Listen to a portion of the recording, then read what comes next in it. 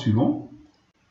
Donc, dans la phonétique, la question qui se pose, dans la phonétique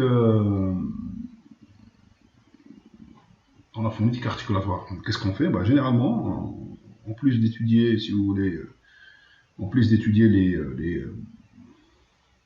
l'appareil phonatoire et les organes qui la représentent, qui la constituent, d'accord?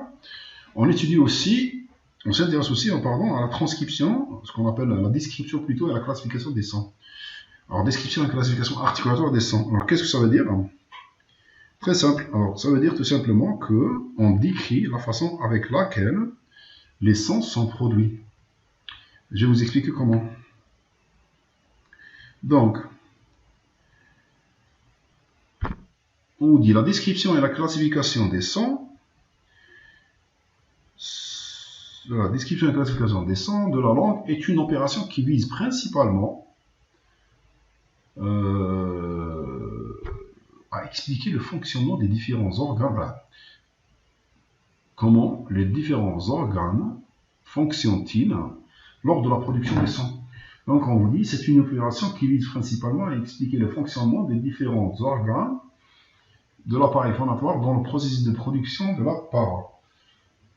La description et la classification des sons passe par l'énumération des organes qui rentrent en action. J'ai dit qu'ils rentrent en action dans les mouvements, ou à travers ou via les mouvements qu'ils effectuent pour produire le son ou les sons.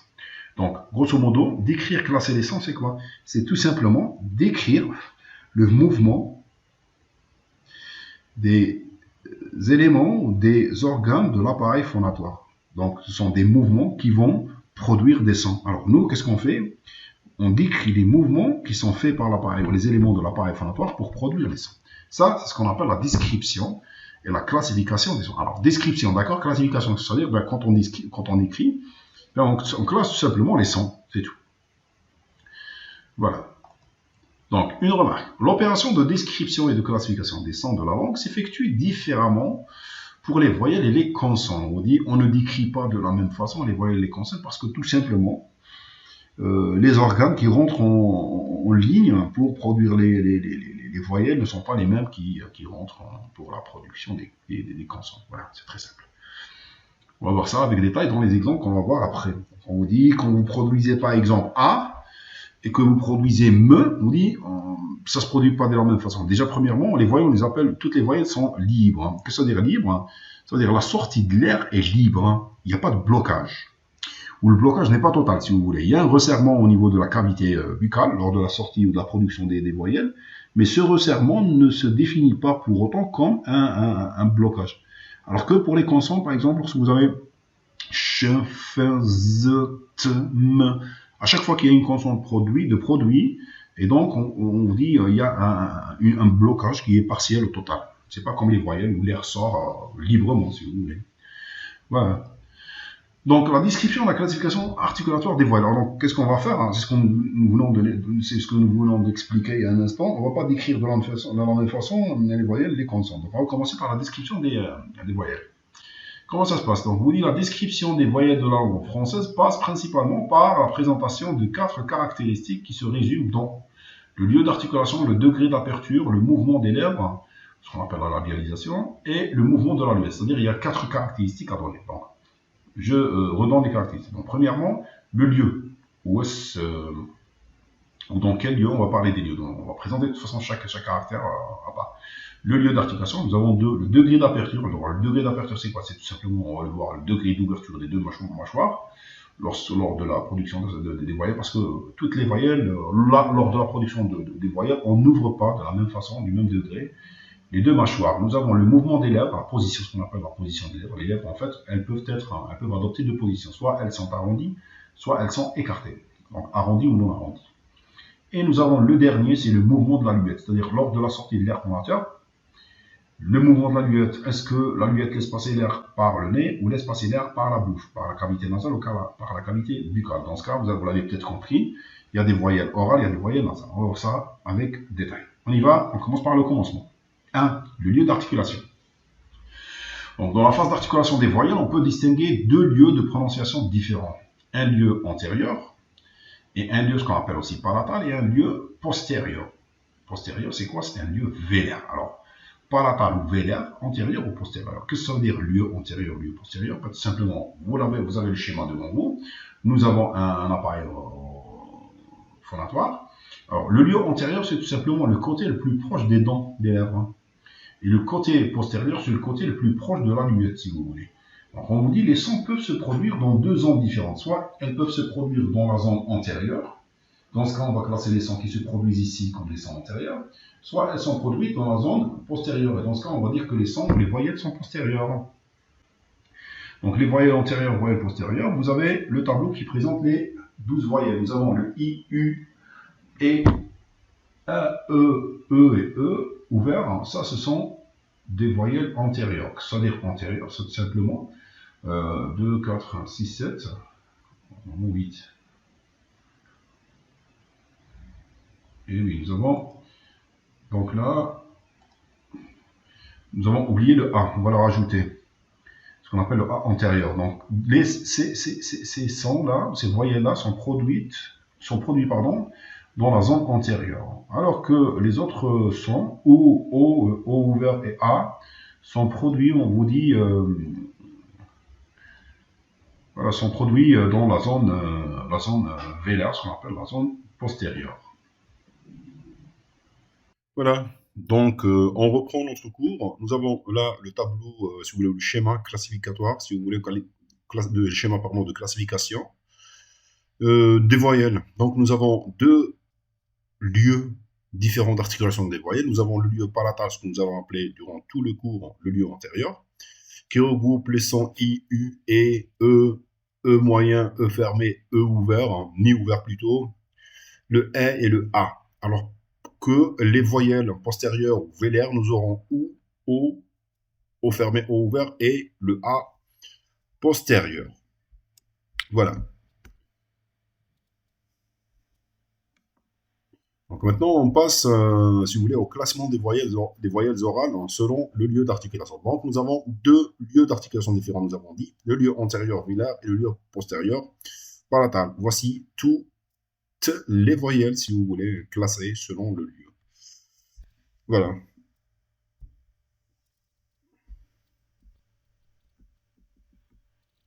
Donc là aussi, il ne faut pas oublier une chose, nous avons aussi une classification des voyelles nasales selon le lieu d'articulation. Donc nous avons aussi quatre voyelles, nous l'avons expliqué tout à l'heure, nous avons quatre voyelles nasales, le 1, le 1, le on et le on.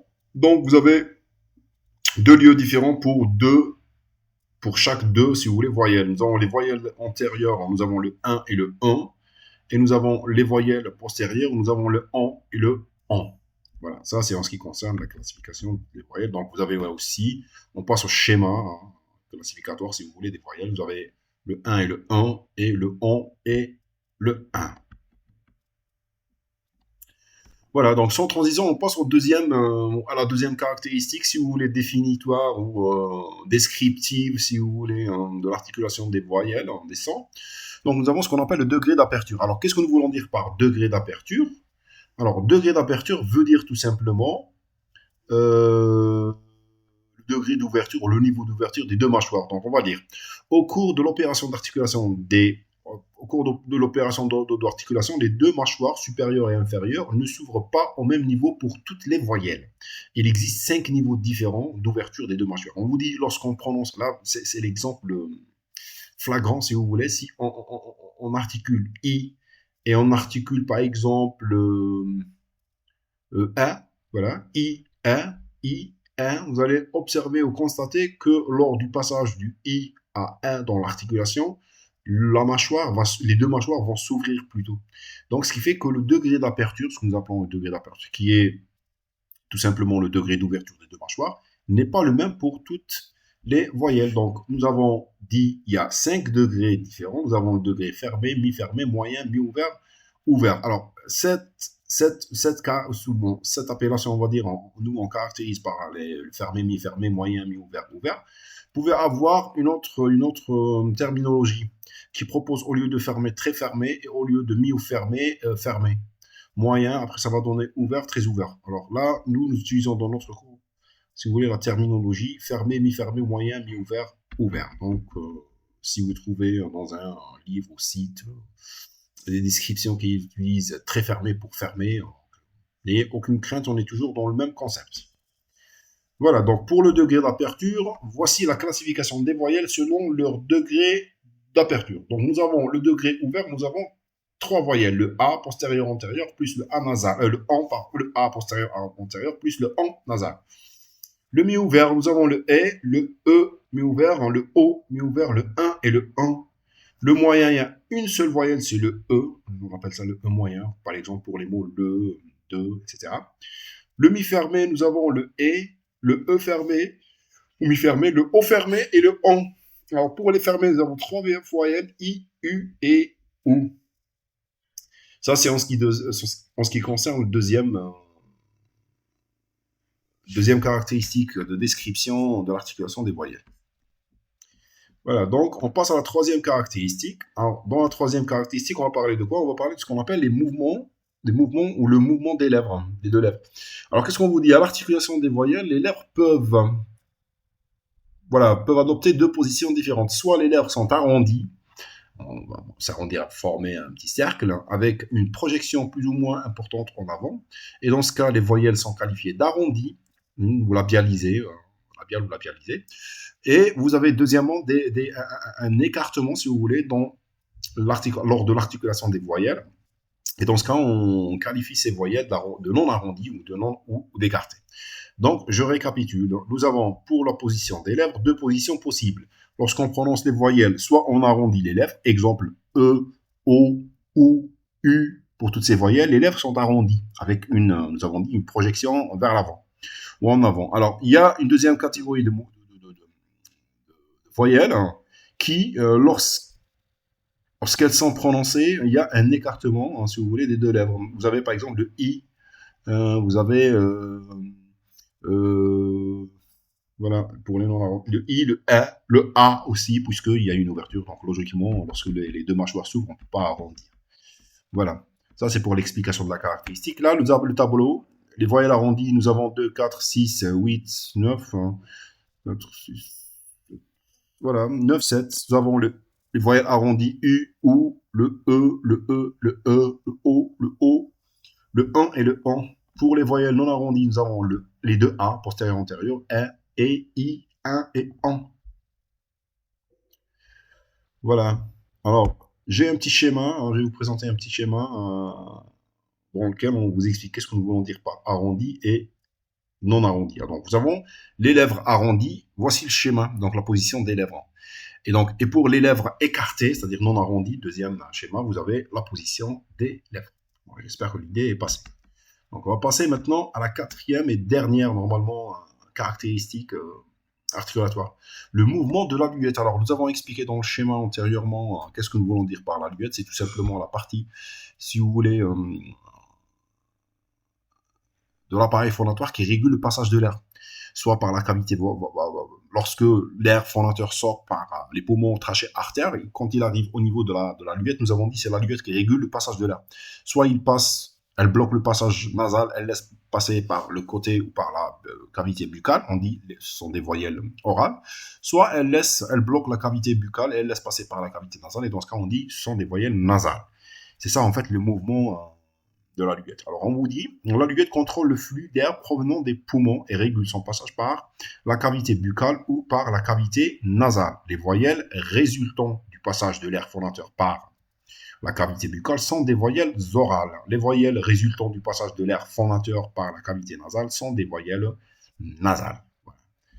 Pour le tableau classificatoire, vous avez A, là aussi toutes les voyelles. Et moi j'insiste sur le schéma, on va passer directement au schéma. Voilà ce que j'étais en train d'expliquer. Donc, vous avez deux positions possibles.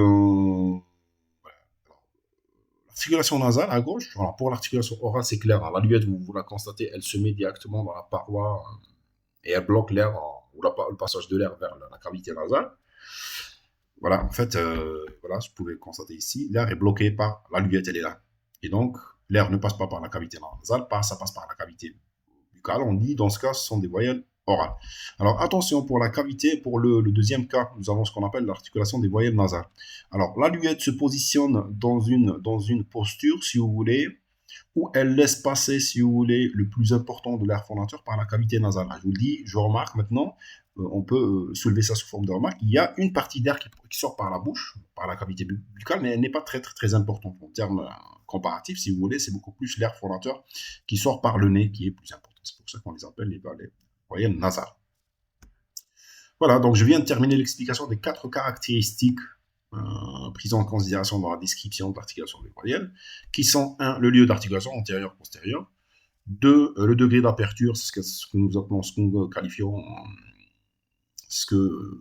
qualifions par degré d'aperture, c'est tout simplement le niveau d'ouverture des 2 mâchoires. Donc nous avons 5 niveaux, ouvert, mi-ouvert, moyen, mi-fermé et fermé. Vous avez la position des lèvres. Nous avons dit les lèvres à l'articulation des voyelles peuvent adopter 2 positions différentes. Nous avons 1, position arrondie, l'arrondissement des lèvres. 2, position non arrondie, ce que nous appelons les lèvres écartées. 4e et dernière caractéristique, nous avons ce qu'on appelle la nasalité buccalité. C'est la sortie d'air fondateur. L'air fondateur peut sortir par la bouche. Dans ce cas, on dit nous avons des voyelles orales. Peut sortir par le nez, on dit, ou la cavité nasale, on dit que nous avons des voyelles nasales. Qui régule le passage de l'air? Bien sûr, c'est la Luetz. Voici le tableau global, si vous voulez, qui classe les sons, les voyelles selon 3 caractéristiques ici, parce que nous allons classer les voyelles nasales à part.